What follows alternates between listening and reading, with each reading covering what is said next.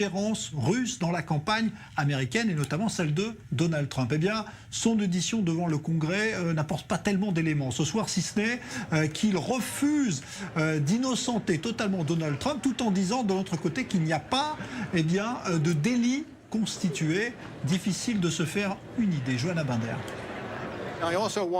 La voix légèrement tremblante, visiblement mal à l'aise dans l'exercice. Robert Mueller répond aux questions de la commission judiciaire de la Chambre des représentants américaine.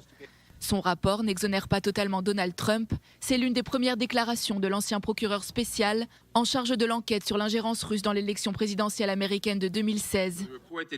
Donc le rapport ne conclut pas que Donald Trump n'a pas fait obstruction à la justice. Est-ce correct ? Correct. Qu'en est-il d'une exonération totale ? Exonérez-vous totalement le président ? Non. Donald Trump pas blanchi, une déclaration qui contredit le président américain. Juste avant l'audition de Robert Mueller, Donald Trump assurait encore qu'il avait été exonéré par l'ancien chef du FBI. Pas de collusion, pas d'obstruction, a tweeté ce mercredi Donald Trump sur son compte. Mais Robert Mueller ne tire aucune conclusion définitive.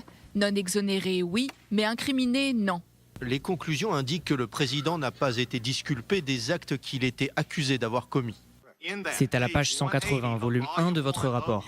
Il dit, comme défini dans les dictionnaires juridiques, collusion est un synonyme de conspiration comme il l'est reconnu dans le statut 18 USC 371. Contredisez-vous votre rapport ? Pas quand je le lis. Donc vous changez votre réponse en oui ? Non, si vous faites attention au langage utilisé. Je lis votre rapport, monsieur. C'est une réponse en oui ou non.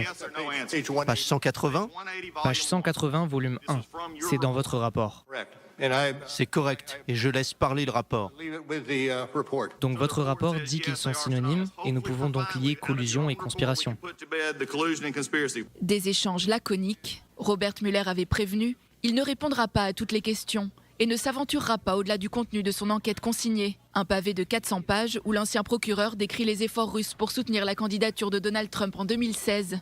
Mais le texte ajoute également que les preuves d'une collusion entre Moscou et l'équipe de campagne du président américain ne sont pas suffisantes. Par ailleurs, Robert Mueller admet que des pressions ont été exercées par Donald Trump sur son enquête, tout en restant prudent sur les suites à donner sur ce point. Robert Mueller a également rappelé qu'un président en exercice ne pouvait pas être inculpé au cours de son mandat. De son côté, Donald Trump, déjà occupé à sa réélection en 2020, dénonce une chasse aux sorcières et un jeu politique sans intérêt. Un avis que ne partage pas le camp démocrate. Selon eux, le rapport de Robert Mueller contient des faits accablants pour Donald Trump qui pourraient mener à une procédure de destitution au Congrès.